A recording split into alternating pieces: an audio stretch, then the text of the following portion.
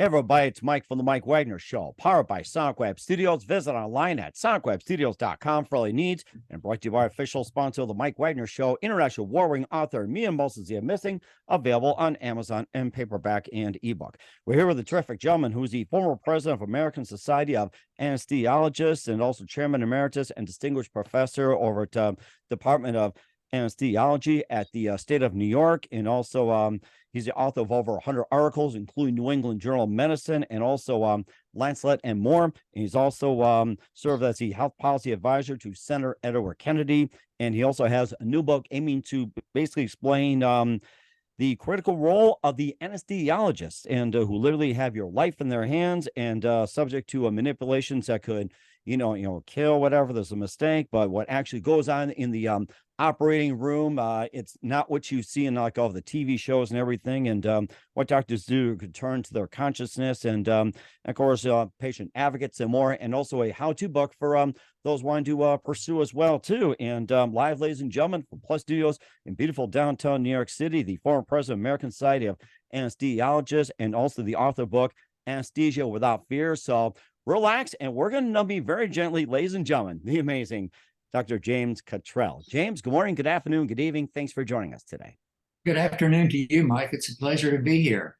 Well, it's great to have you on board as well, too. So, so let's just sit back and relax here, and just take a little jab. We'll just put you to rest here. You're former president of American Society of Anesthesiologists, chairman emeritus, and distinguished professor of the Department of Anesthesiology at the state of New York. You're also author of over 100 articles, including New England Journal and also Lancet and more too. You also have the new book aiming to explain the critical role of the anesthesiologist, Anesthesia Without Fear. And of course, there's been stories behind that. And of course, you think about taking anesthesia. You think of so many things and so many associations. But we're here to put a kibosh to that. And before getting all that, James, tell us how you first got started.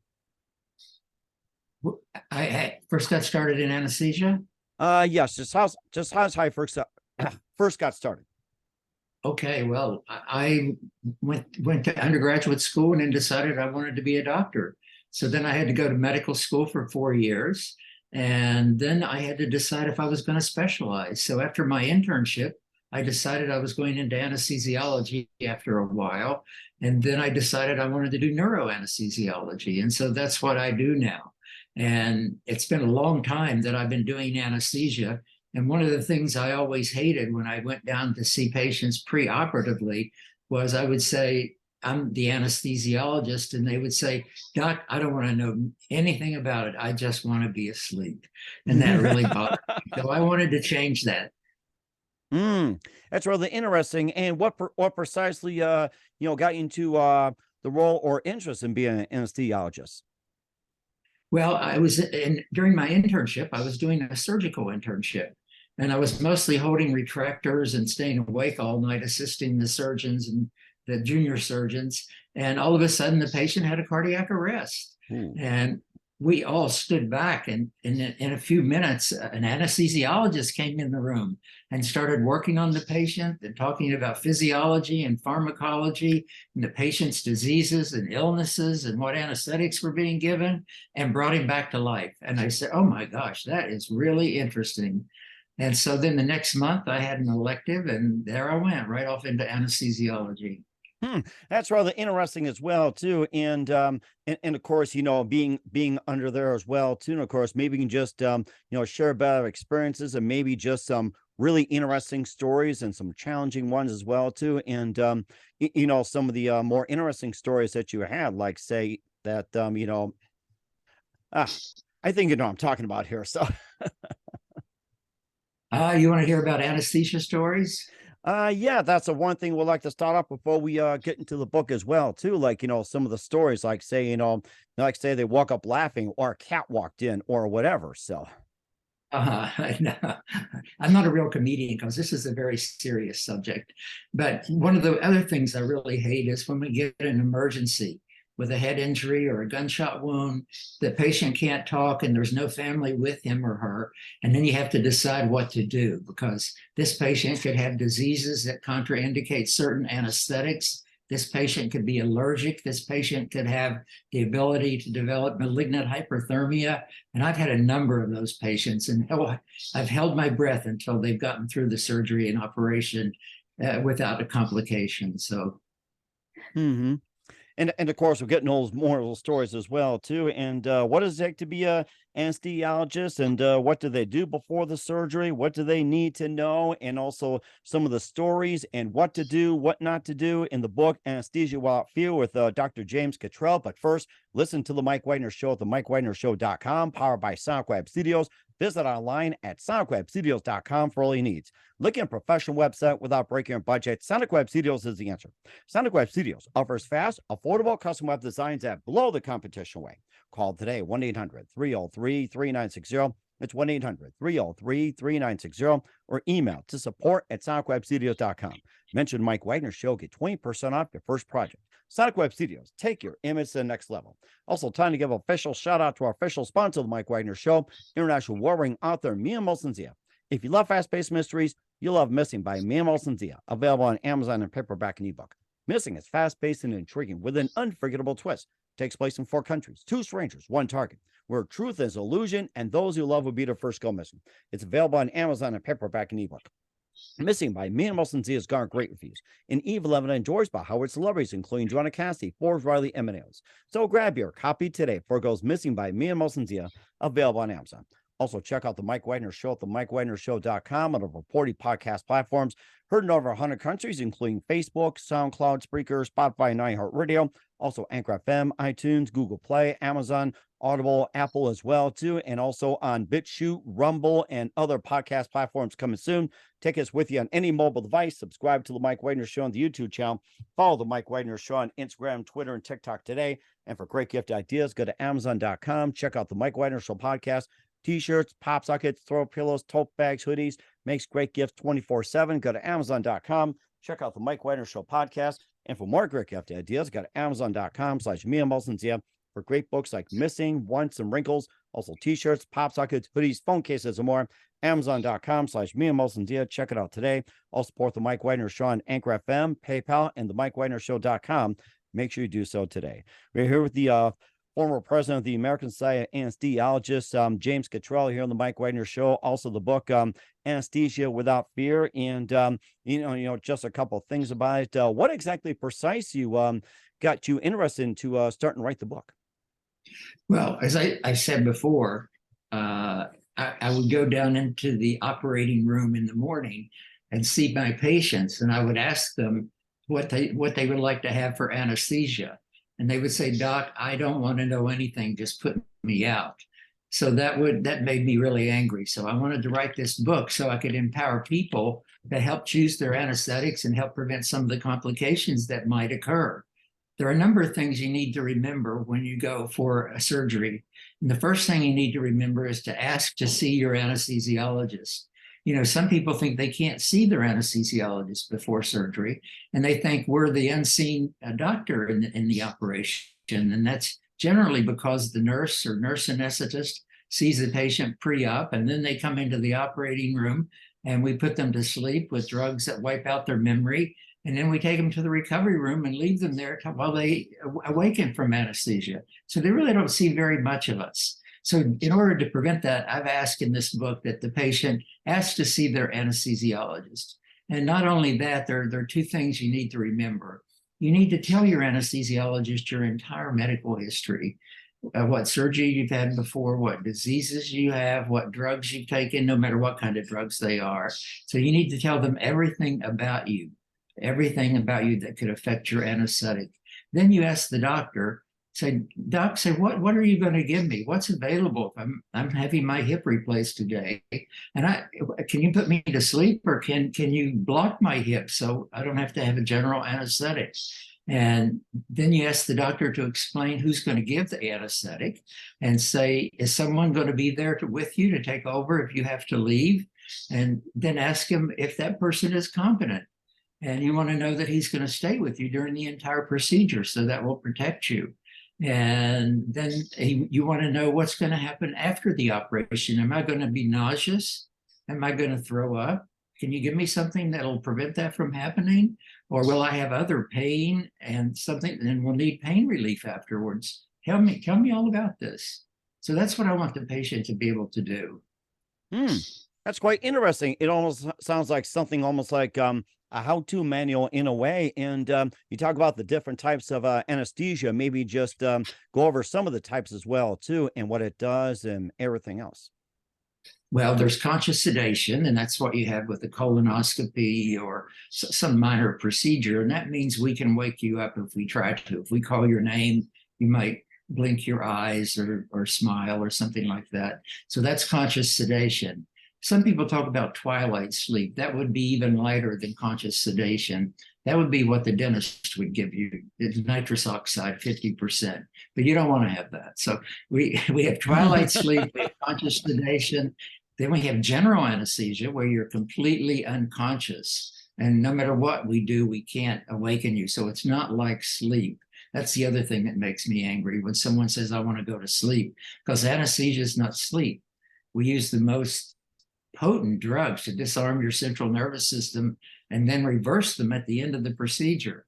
So it's very important that you not think this is sleep. So general anesthesia, and then regional anesthesia is the next one down the pike. And so regional anesthesia would be for hip procedures and knee procedures. And we generally use regional anesthesia in the elderly, because if they have inhalation anesthesia post-operatively afterwards, they can develop delirium and become all crazy and tossing and turning. And then that can lead to cognitive dysfunction. And then 10% that may be permanent. So that's why we use regional anesthesia in the elderly.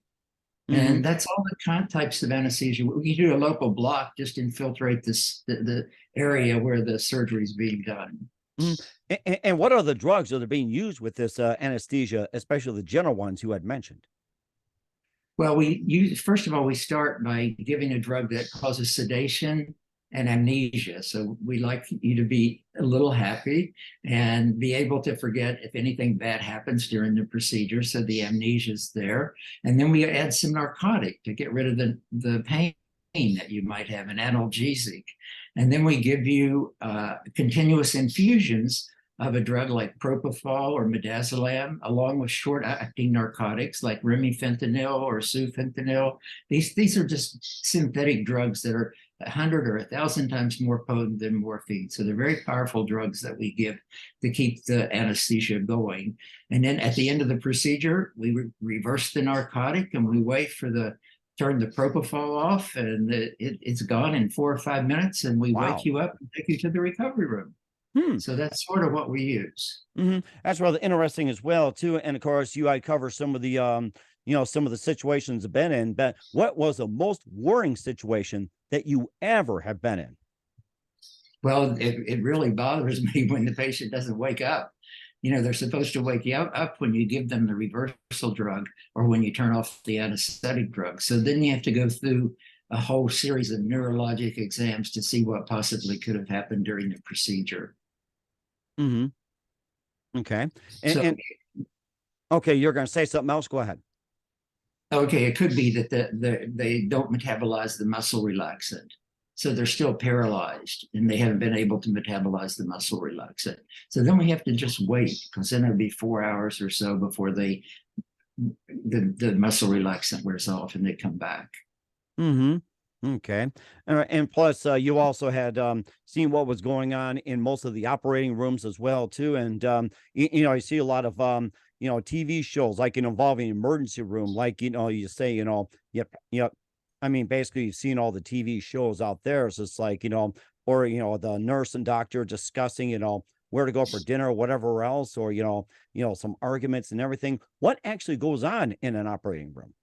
Well, I think that some of that's right. You do talk in the operating room because we're human and we're in the operating room all day. So we have to know where we're going to eat that night. So you have to talk to somebody during the operation, or else it gets hopefully it gets really boring.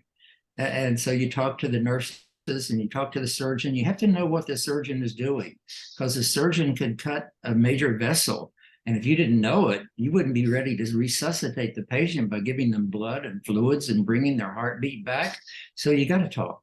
So you got to talk about what's going on, the medicine that's being used, what surgical procedures being done. Is there a nurse around in case something happens that can help us rather quickly to get blood and other things that we might need during the emergency? So we do talk in the operating room. I don't know that we talk about, interesting things, but we talk. Mm-hmm. Right. And of course, I wouldn't want to talk about what they're going to have for dinner in case something does happen. So I want to be, talking about that, pizza and just about everything else too. And of course, patients also have the right as well too. We've gone over some of the things like with what the patient wants. Can you give me like general anesthesia? And of course, you have a right to say no and whatever else. And they also get to be serving as advocates as well too. And patients do have rights when it comes to whatever anesthesia they want, they don't want it, or everything like that. They can also play a patient advocate. Exactly. If a patient says, I don't want a regional anesthetic, when I know it's the best anesthetic for the patient, I can't force them to have a regional anesthetic. So I have to give them the safest general anesthesia I can put together. Mm-hmm. Right. And also involving, of course, with the state of, managed care as well, too, that you've been doing this for quite some time. And how does the anesthesia, progressed from the time you've done it up to now, they say, involving managed care, the choices and, the style of anesthesia. And of course, the science of it, being advanced. How does it compare, everything like, say from 20, 30, 40 years ago up until now? Well, I think they're more careful about what they'll pay for. So you have to be sure if you're going to have a special procedure or technique that you get it approved before the special procedure or technique, if it's an elective procedure. If you're going to want some specialized pain control, like a spinal cord stimulator or a dorsal horn stimulator to control your pain for a few days, or a block because you're going to be getting physical therapy, and you have to climb stairs right after your knee replacement, you're going to need some pain relief. So you're going to have to get that approved before you come to the hospital. And generally, the doctor will do that. The surgeon or the anesthesiologist will do that. But you want to make sure that if you're having something special, you get it approved before you have it done, because it's awful to get a bill about a month later for a couple $1,000s for something you didn't know you had to pay for.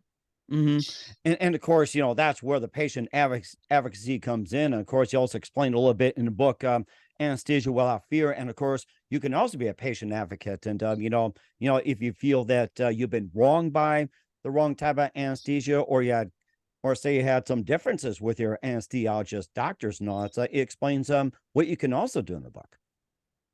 Yeah, we've come a long way in terms of safety of anesthesia. When I went into anesthesia, 1 in 4,000 patients had an anesthetic complication resulting in mortality. But now, a few years later, 40, 50 years later, it's 1 in like 300,000. So it's very safe now to get an anesthetic because we have so many well-trained anesthesiologists out there. We have better equipment to monitor, to detect when something's going wrong. And we have better drugs that we use that cause fewer complications. So a lot has happened since then. Mm-hmm.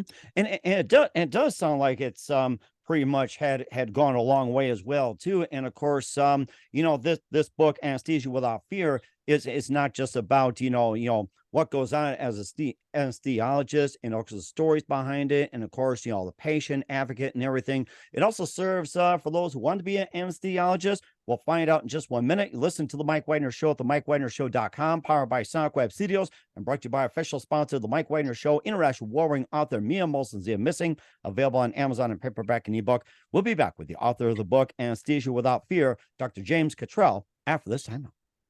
We're back with the author, Dr. James Cottrell of Anesthesia Without Fear, here on the Mike Wagner Show. And of course, we talked about some of the ins and outs of the book, Anesthesia Without Fear. And for those who want to get into the field, there's also a section on that, and it covers, more about it. And what do you recommend, and what should people look into if they want to become a future anesthesiologist? Well, first of all, they have to go to medical school. So that limits a lot of people because it's very selective medical school. The testing the outside activities that you have to excel in and things like that. To get into medical school is very difficult. I know we accept very few out of thousands. But once you get into medical school, then you go through the different rotations, and you go through anesthesia as one of your rotations, like surgery or OB-GYN or emergency room. And if you like anesthesiology, then you say, I want to be an anesthesiologist. And then in your third year, you do an elective in anesthesia. And that tells you for sure if you want to be an anesthesiologist. So after you finish and graduate from medical school, get your MD, then you have to do an internship. And you can do an anesthesia internship that's mixed with medicine, or you can do just a medicine internship. And then you have to do 3 more years of general anesthesia. So you learn all of the subspecialties.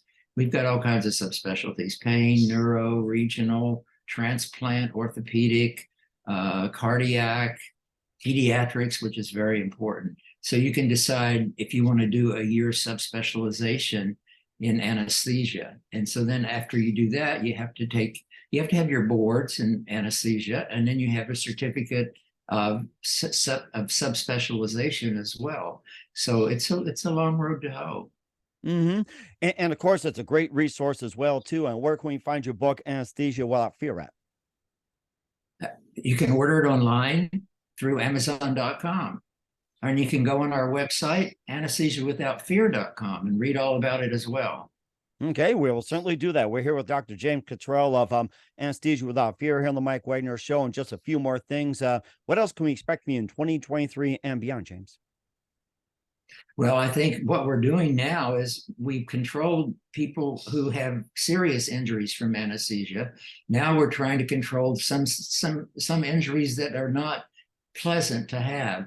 I talked a little bit about cognitive dysfunction in the elderly. So we want to make sure we can prevent that from happening going forward.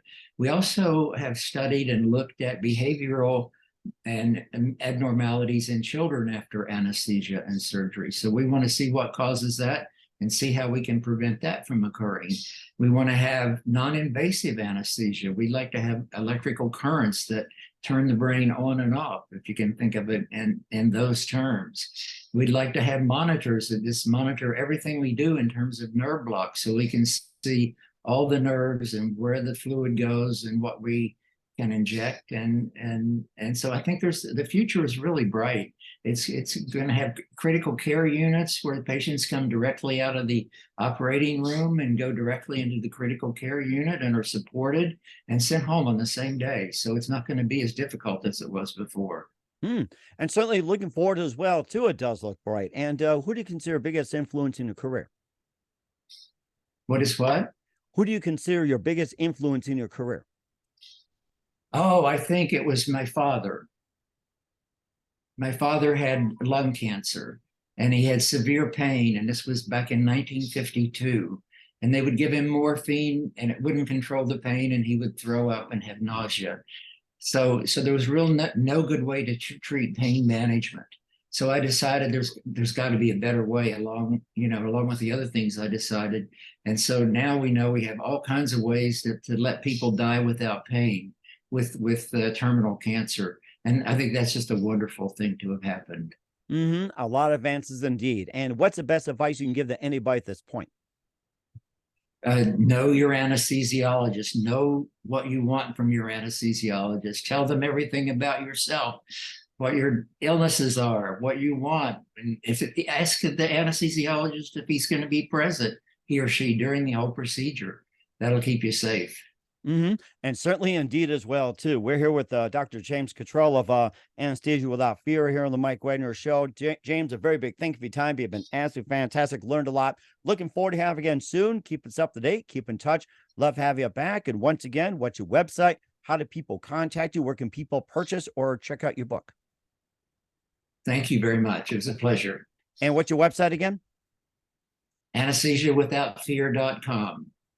We will certainly check that out. Once again, James, a very big thank you for your time. You've been absolutely amazing. Looking forward to having you again soon. Keep us up to date. Keep in touch. Love to have you back. Wish you all the best. And you got to buy that book and a great future ahead. And Dr. James, wish you all the best. You got a great future ahead of you. Thank you very much.